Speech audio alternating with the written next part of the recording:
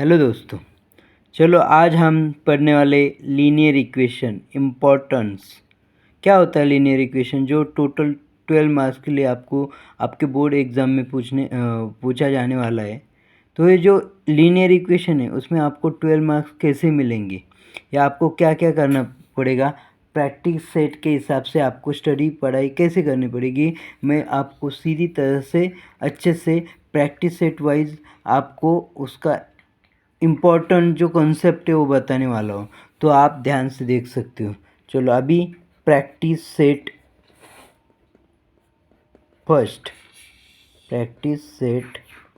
First को अगर आपको सॉल्व करना है या सॉल्व करनी है या समझनी है तो सबसे आसान और सबसे इम्पोर्टेंट जो चीज़ है वो ये कि आपको पहले क्या करना है। पहले 2 इक्वेशन देंगे आपको, जैसे ax plus B Y is equal to c1 a1 b1 y is equal to c1 and a2x plus b2 y is equal to c2। तो इसमें क्या करना है, आपको पहले कोएफिशिएंट सेम करना है।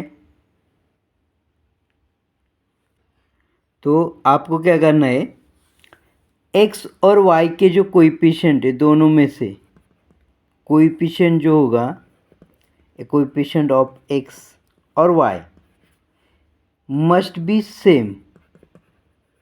क्या करने, must be same and then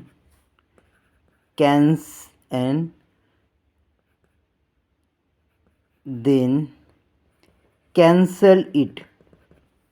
क्या करना है, वो वेरिएबल जो आप कोएफिशिएंट के साथ में सेम करेंगे ना, वो कैंसिल करना है। तो उसके बाद आपको क्या मिलेगा, कोई भी हो, अगर a1 है, ये भी a1 है, ये x है, ax है, b1y is equal to c1 plus b2y is equal to c2। तो ये क्या होंगे, कैंसिल होने के बाद क्या होता है, बी वाई की वैल्यू निकाल सकते, find the value of y variable. Okay, then इसी y का यूज़ करके use of y find the value of x। तो इस तरह क्या करना है, x की भी वैल्यू फाइंड करनी है। वही होता है अपना सॉल्यूशन, जिस सॉल्यूशन में आपको x और y की वैल्यू फाइंड करनी होती है। ओके, सो जो भी दिए हुए जो साइमल्टेनियसली इक्वेशन होते हैं उनको खाली क्या करना है, आपको x और y का कोएफिशिएंट सेम करके, सेम होगा तो कोई टेंशन नहीं, अगर सेम नहीं होगा तो उसको पहले सेम करो, फिर जो सेम करोगे उसको कैंसिल करो, फिर अदर वाला वेरिएबल निकालो। उसका इस्तेमाल करके जो कैंसिल हुआ वेरिएबल है पहले में कौन से भी एक इक्वेशन में उसकी वैल्यू पुट करो और वो पहला वाला भी वेरिएबल की वैल्यू निकालो, वही होगा आपका सॉल्यूशन। क्योंकि साइमल्टेनियसली इक्वेशन सॉल्व करना है तो उसके लिए आपको क्या करना है, to find the value of x and y। This is the process और this is the concept for practice set 1 यानी 1.1 एक्सरसाइज में आपको खाली इतना करना है, इसके अलावा कुछ एक्स्ट्रा करना ही नहीं, खाली यही बात समझनी है। हाँ, बाकी ज़्यादा से ज़्यादा क्या हो सकता है, प्रॉब्लम चेंज होंगे, नंबर चेंज होंगे, कोएफिशिएंट अलग अलग होंगे, कुछ उससे कुछ फ़र्क नहीं पड़ता। 100 प्रॉब्लम सॉल्व करने से अच्छा 10 प्रॉब्लम सॉल्व कर लो बल्कि वो कंसेप्ट बेस्ड होनी चाहिए, आपको कंसेप्ट पता होनी चाहिए। कंसेप्ट के हिसाब से आपने अगर सॉल्व किया तो आपको प्रैक्टिस सेट 1 और एक्सरसाइज 1.1 का कौन सा भी प्रॉब्लम आएगा तो भी कोई दिक्कत नहीं होगी। इसी तरह आपका प्रैक्टिस सेट और एक्सरसाइज 1.1 हो जाएगा। ओके, अभी करना है, अभी दूसरा क्या करना है, एक्सरसाइज या प्रैक्टिस सेट जो भी है, ये हम लीनियर इक्वेशन का देख रहे हैं। किसका, लीनियर इक्वेशन का। तो ये लीनियर इक्वेशन में जो सेकेंड एक्सरसाइज है इसमें क्या करना है, देखो ये जो होती है ग्राफिकल मेथड होती है। ये क्या होती है? ग्राफिकल मेथड होती है। तो ग्राफिकल मेथड कैसे सॉल्व करना है आपको, इसलिए आपको क्या दिए होते हैं, दो इक्वेशन देते हैं। जो जैसे मानता हूँ मैं 2x + 3y = 5 and 4x + 3y = 6। Suppose मैंने ऐसे मान के चला कि ये जैसे दो इक्वेशन दिए, तो आपको अगर ग्राफिकल मेथड सॉल्व करनी है तो आपको फाइंड करने हैं, to find x and y coordinates like x, y। कितने फाइंड करने? 3 फाइंड करने। इसलिए आपको फर्स्ट इक्वेशन को ऐसा टेबल बनाना होगा जिसमें यहाँ पे आएगा x, यहाँ पे आएगा y, यहाँ पे आएगा x, y। दूसरे इक्वेशन को भी सेम हमें करना है, x, y, x, y।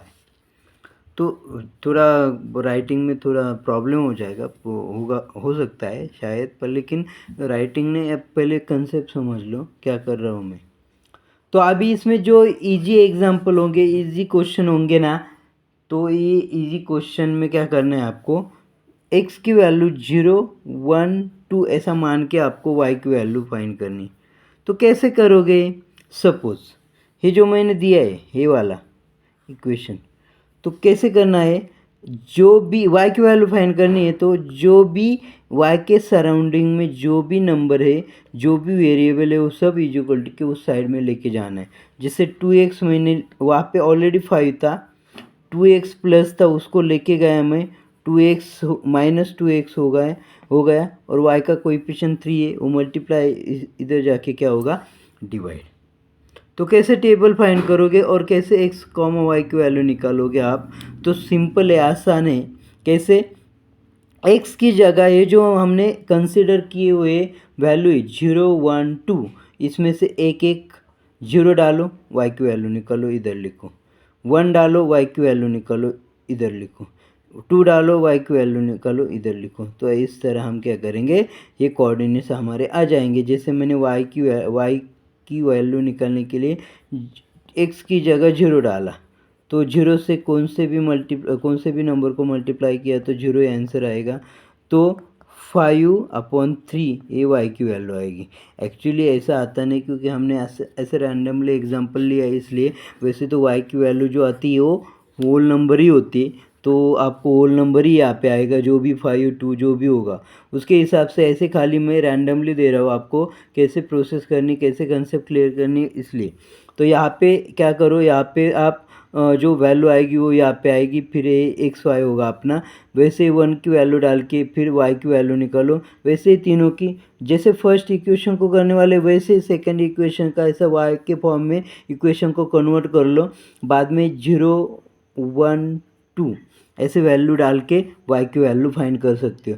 अगर कोई टफ एग्जांपल हो जो जिसमें 0, 1, 2 की वैल्यू डाल के कंसिडर करके भी आपको y नहीं मिल रहा, क्योंकि एक बात ध्यान में रखो, अगर कोई भी x की वैल्यू ऐसे लेने के बाद वो अगर फ्रैक्शन नंबर में आती है, फ्रैक्शन पता है रैशनल नंबर, तो वो x की वैल्यू कंसिडरेबल नहीं है।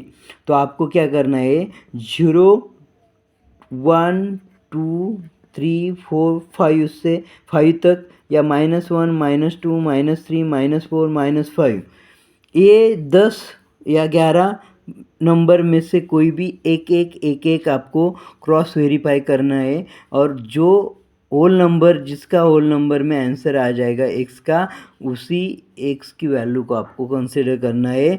तो इसका मतलब आपको इतने 11 वैल्यू हर बार चेक करने पड़ेंगे नहीं।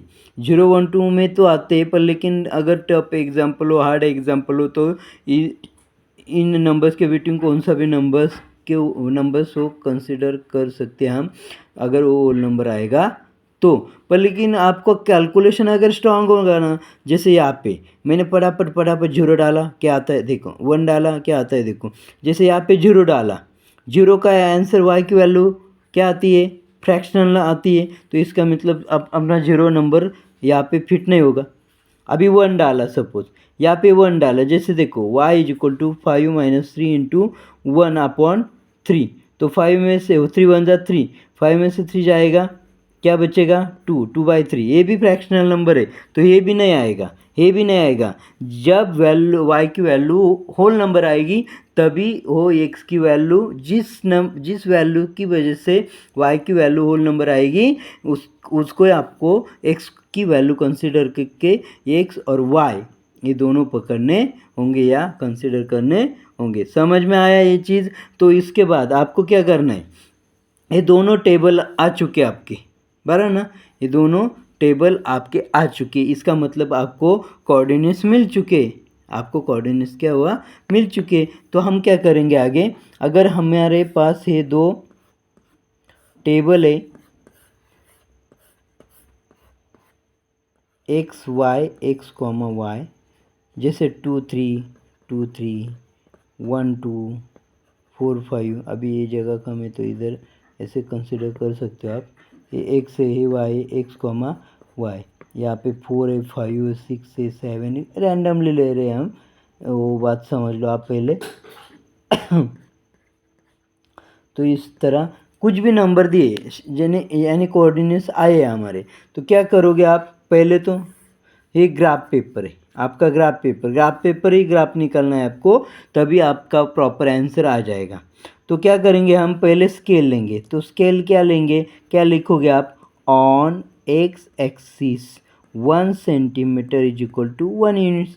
अभी ये चीज़ें आपके जो कोऑर्डिनेट्स है उनके उसके ऊपर डिपेंड है, आपको 1 सेंटीमीटर इज इक्वल टू 1 लेना है या 2 सेंटीमीटर इज इक्वल टू 2 लेना है, वो आपके हिसाब से आप देख सकते हो, जैसे आपका कोऑर्डिनेट्स आए या जैसे आपके एग्जांपल आए उसके हिसाब से देख सकते हो। तो ए हुआ एक्स एक्सिस, ये वर्टिकल जो लाइन है उसको बोलते हैं हम वाई एक्सिस, और ये इसको बोलते हैं एक्स एक्सिस। तो जो एक्स एक्सिस का राइट साइड है उसको उसके ऊपर जो नंबर होंगे वो पॉजिटिव होंगे और लेफ्ट साइड में जो होंगे वो निगेटिव होंगे, यही ग्राफ होता है। और वाई एक्सिस जो वर्टिकल रहता है, ऊपर के नंबर अपर साइड जो होंगे होगी ना, उसके ऊपर जो नंबर है ना वो पॉजिटिव होंगे, नीचे वाले जो लोअर साइड है वाई एक्सिस की उसके ऊपर जो नंबर होंगे वो निगेटिव होंगे। इस तरह ग्राफ पेपर को आपको निकालना है। अब स्केल लिया मैंने, on x axis, on x axis 1 centimeter is equal to 1 units, like that on y axis 1 centimeter is equal on y axis 1 centimeter is equal to 1 units। ऐसे स्केल लेने की, स्केल बहुत इंपॉर्टेंट है, पूरे आपका graph के बारे में जो इम्पोर्टेंट मैसेज दे रहा है या इम्पोर्टेंट जो चीज़ है वो स्केल है, क्योंकि स्केल के हिसाब से आपने लिया है उसी हिसाब से आपको ग्राफ निकालना पड़ेगा। तो सपोज़ मैंने ऐसे रैंडमली लिया है इसलिए उसके हिसाब से मैं बोलता हूँ। अगर सपोज़ मेरे ऐसे 3 पॉइंट्स आ गए तो मैं क्या करूँगा, ऐसे 3 लाइन, एक लाइन मारूँगा, तीनों पॉइंट को जोड़ दूँगा ऐसे।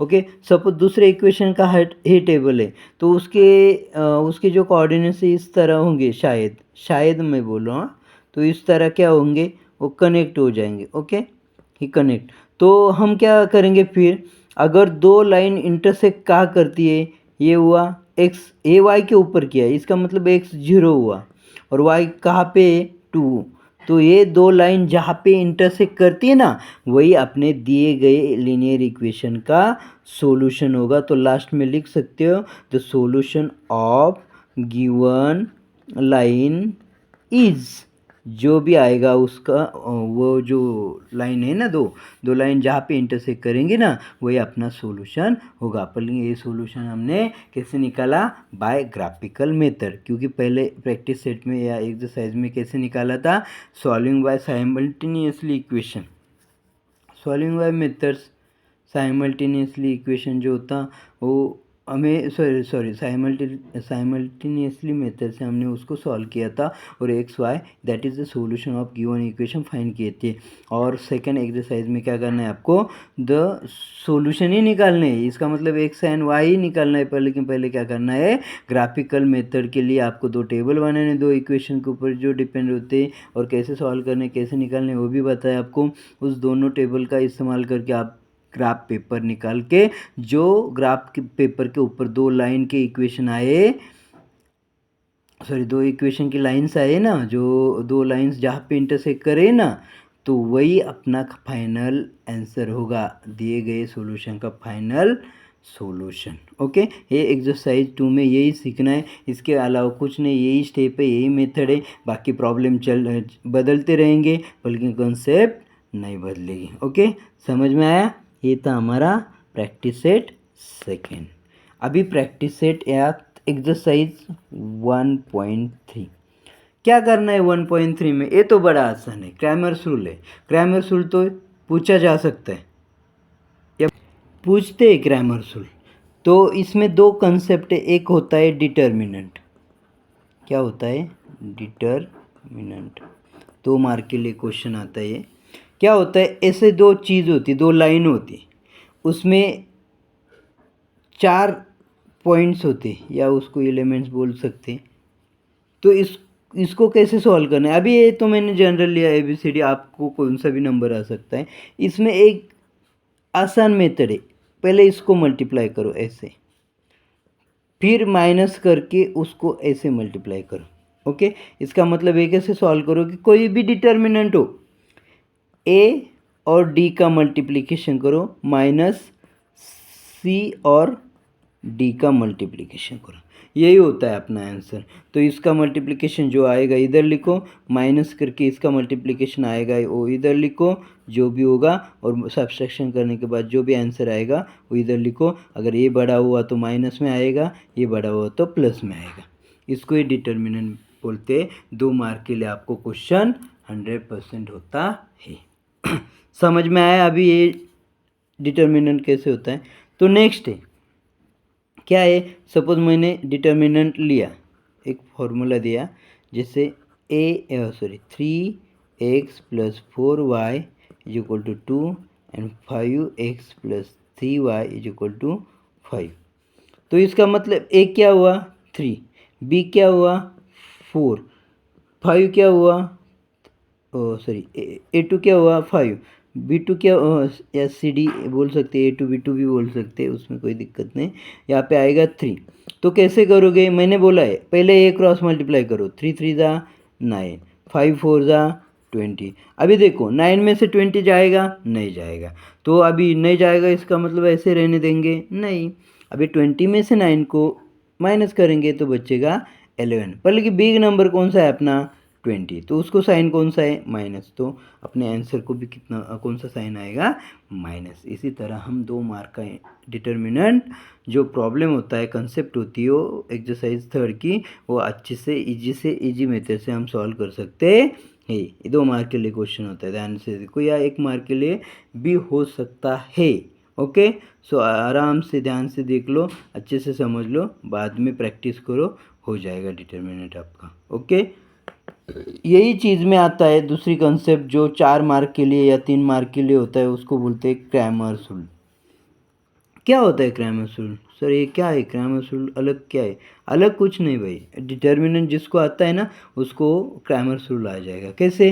ये तो पता है आपको, इस पूरे लेसन में आपको सॉल्यूशन निकालना है। इसका मतलब खाली x एंड y निकालना है, दिए गए इक्वेशन से x और y को निकालना है। तो कैसे करना है? अभी सपोज 2 इक्वेशन दिए, a1x b1y = c1, a2x + b2y = c2, ऐसे 2 इक्वेशन दिए होंगे आपको।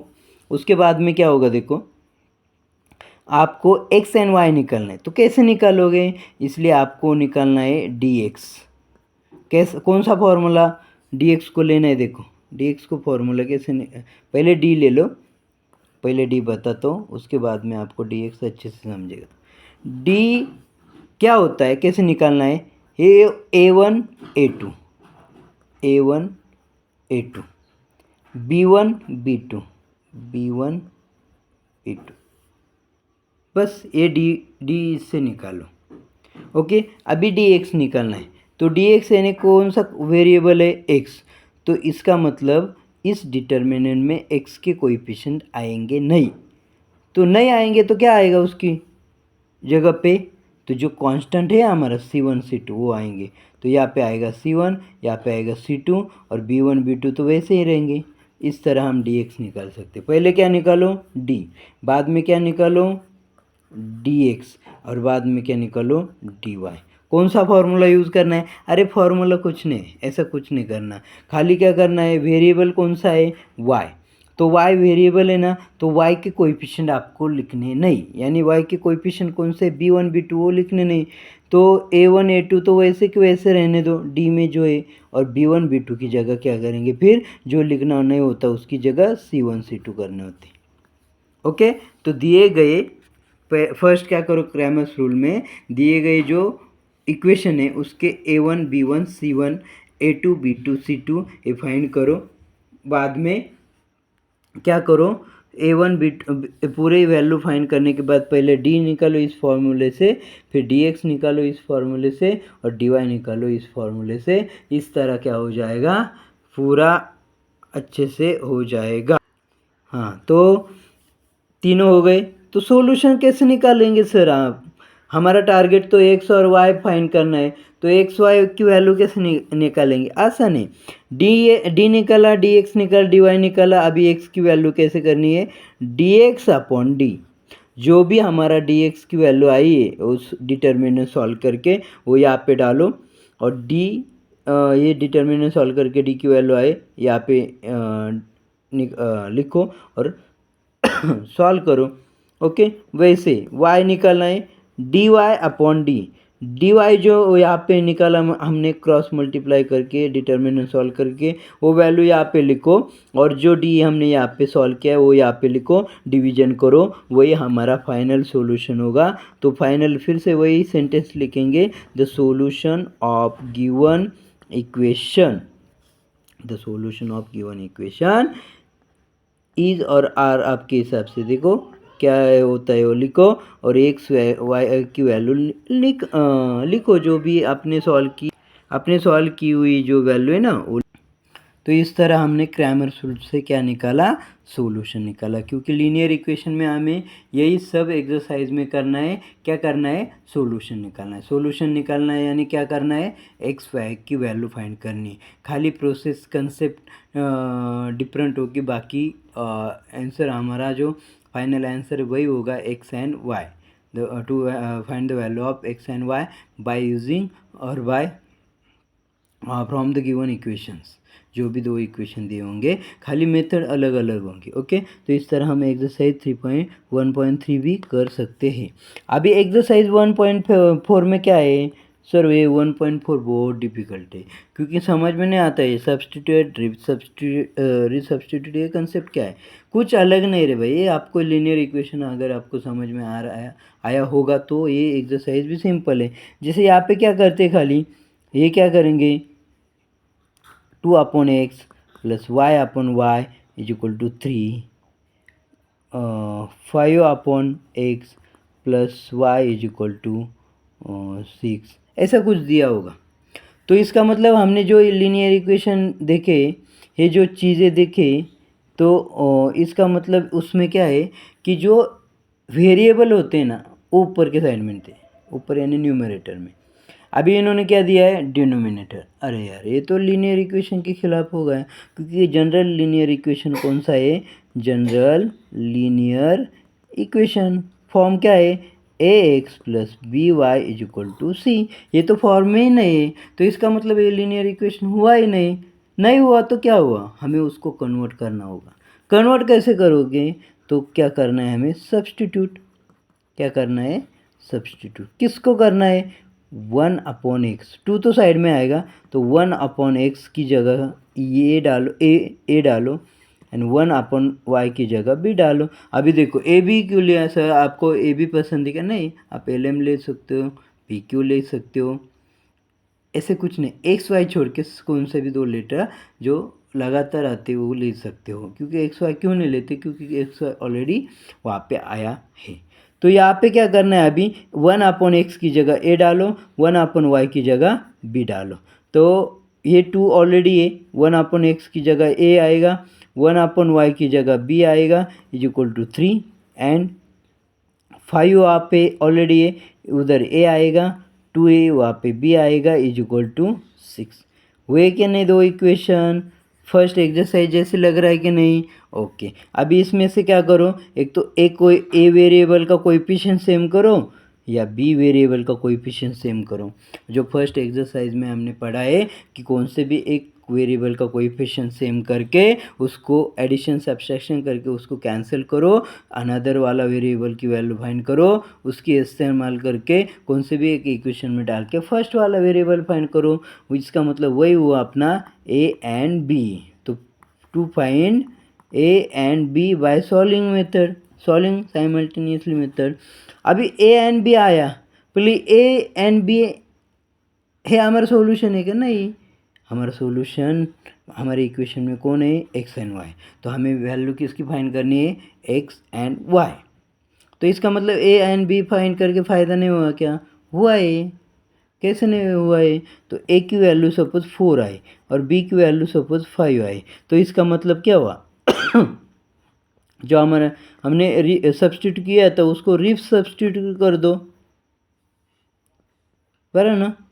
ये सब्स्टिट्यूट तो 1/x की जगह ए डाला था, 1/y की जगह बी डाला था, तो 1/x इज इक्वल टू क्या आएगा? ए की वैल्यू 4 डालो, 1/y की जगह क्या डालो? बी की जगह 5 डालो। अभी ये x यहाँ पे जाएगा, ये y यहाँ पे जाएगा, ये नीचे आएगा, तो इसका मतलब यहाँ से क्या होगा? x इज इक्वल टू 1/4, ये क्या होगा? y इज इक्वल टू 1/5 हो गए ना? एक्स एंड वाई की वैल्यू आई ना। और हमारा सॉल्यूशन क्या था? हमें सॉल्यूशन कौन सा चाहिए था? The value of X and Y. तो इसका मतलब आए ना अभी, तो इसका मतलब दिए गए इक्वेशन की सॉल्यूशन की वैल्यू हमने फाइंड की, that is the X and Y. तो यही जो कंसेप्ट है वही 1.4 में आपको देखनी पड़ेगी। इसके बहुत टफ एग्जाम्पल होते हैं जहाँ पे हमें 2 बार सब्स्टिट्यूशन करना पड़ सकता है, पर लेकिन कोई दिक्कत नहीं, हमें जो प्रोसेस पता है वैसे करना, सब्स्टिट्यूट करना, देन 2 इक्वेशन आएंगे, उसके वेरिएबल कैंसिल करो, कोएफिशिएंट सेम करो, उसको कैंसिल करके दोनों वेरिएबल की साइमल्टेनियसली वैल्यू फाइंड करो। ओके।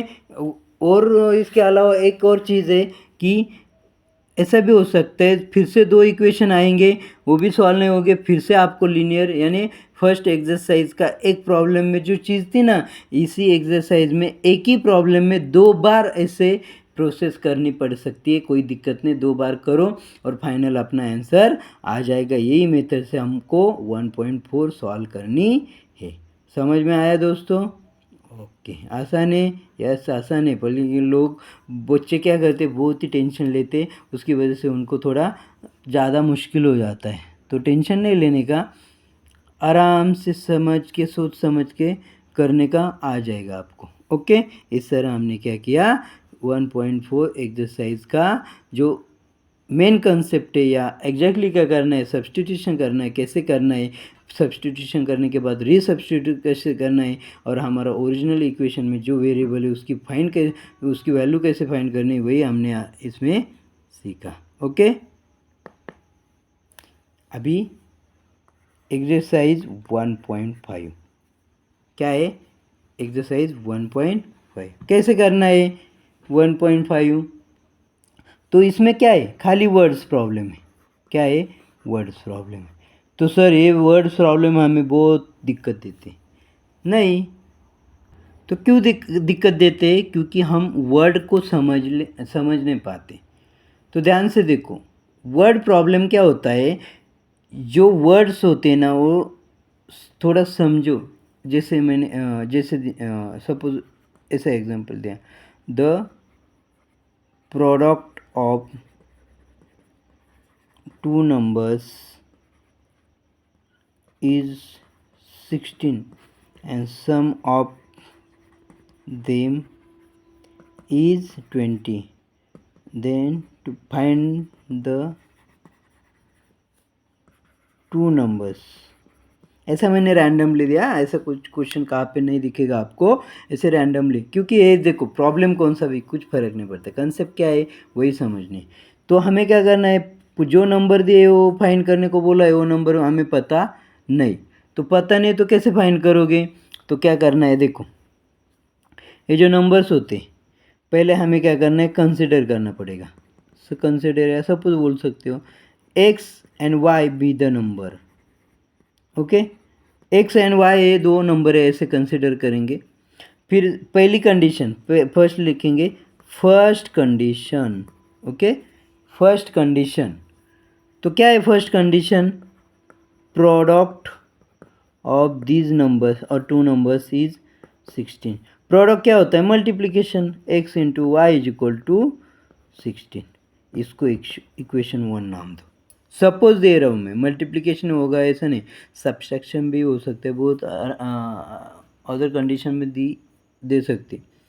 तो और सेकेंड कंडीशन क्या है, second condition sum of these two numbers is 20।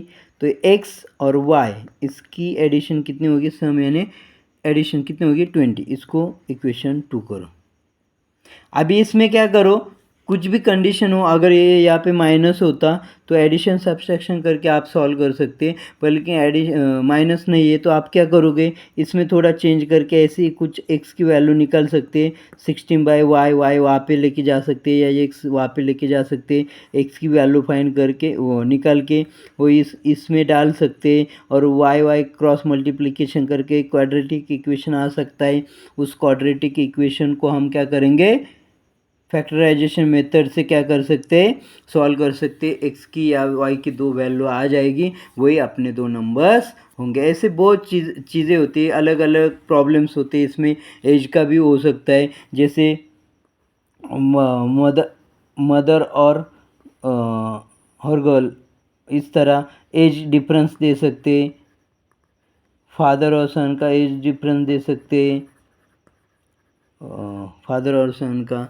तो ऐसे बहुत से कंसेप्ट होंगी, पर लेकिन वर्ड प्रॉब्लम को आपको समझना है, वर्ड प्रॉब्लम को आपको आसानी से सॉल्व करना है। तो एक ही कारण, एक ही मेथड है, वो सबसे बेस्ट मेथड यही है कि आपको पहले वर्ड प्रॉब्लम में पहले अच्छे से पढ़ के उसमें दिए गए दो कंडीशन देखनी है, दो कंडीशन के हिसाब से दो इक्वेशन बनाने, दो इक्वेशन बनाने के बाद वही अपना फर्स्ट एक्सरसाइज वाला जो फॉर्मूला है, मेथड है, वही मेथड से आपको सॉल्व करना है। यानी दोनों इक्वेशन दे, उसमें वेरिएबल का कोएफिशिएंट सेम होगा तो ठीक है, नहीं होगा तो पहले सेम करो, देन वो वेरिएबल को कैंसिल करो, उसके बाद में जो कैंसिल किया दूसरे वाला वेरिएबल की वैल्यू फाइंड करो, वो वेरिएबल की वैल्यू फाइंड करके पहले वाली कौन से भी एक इक्वेशन में डाल के पहले वाली वेरिएबल की वैल्यू फाइंड करो। That is the our final equation, sorry final solution of given equation.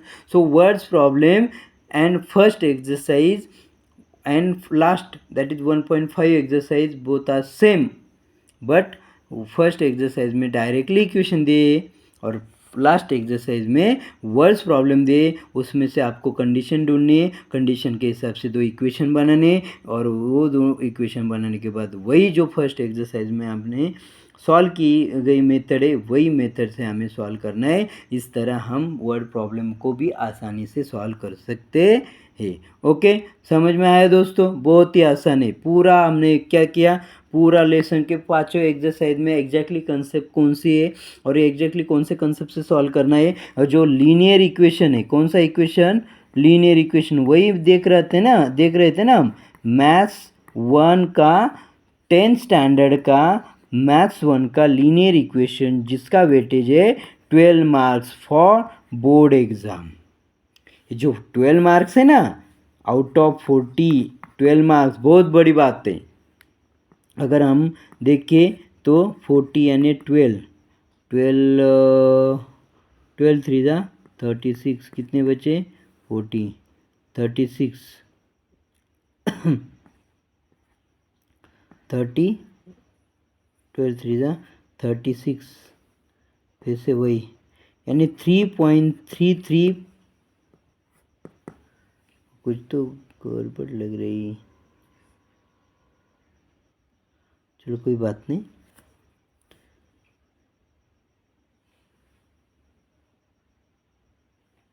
Forty में से 12 ना, सॉरी हाँ गलत कैलकुलेशन हुआ ना, कोई दिक्कत नहीं। तो 40 में से 12 यानी कितना परसेंट हुआ, मेरे ख्याल से 33% के आसपास, यानी 33% आपको यही लीनियर इक्वेशन से आपको मिल सकते। सोचो 33% खाली एक लेसन से मिल सकते लीनियर इक्वेशन की वजह से। और वो जो पांचों एक्सरसाइज मैंने बताए ना, उसमें से वो कंसेप्ट को सीख के आपको 33% आप मैथ्स में मिला सकते। तो सोचो ना, और एक दो चैप्टर किए तो आपको कम से कम 40 में से 35 मिलेगा। बहुत बड़ी बात है, इतना आसान भी नहीं, इतना मुश्किल भी नहीं। 35 बहुत बड़ी बात है, 35 तक जाना, और आसानी से जा सकते हो। मेरे को फॉलो करो, मेरे को सब्सक्राइब करो, मेरे वीडियो को लाइक करो। बस देखो, आपको 40 तक लेके जाऊंगा मैं। खाली आप मेरे ऊपर भरोसा रखो। खाली देखो मत और आगे मत जाओ, स्किप मत करो। खाली अच्छे से ध्यान से देखो, क्या क्या ट्रिक्स दिए, क्या क्या कंसेप्ट दिए, अच्छे से देखो, तभी आपको आएगा ना। ऐसे थोड़ी स्किप किया, जान दो, सर का है जाने दो, सर का है जाने दो, बाद में देखेंगे, बाद में देखेंगे। एग्ज़ाम हो जाएगी तब भी देखना नहीं होगा। एक बार 10th हो गए ना आप, फिर बाद में काय के लिए देखेंगे आप? आपको ही पता है 10th का देख के क्या फ़ायदा है, 10th का सीख के क्या फ़ायदा है। जब 10th में थे तभी नहीं देखा तो अभी क्या देख के करूँगा, ऐसे बोल के कभी नहीं देखोगे, कभी नहीं।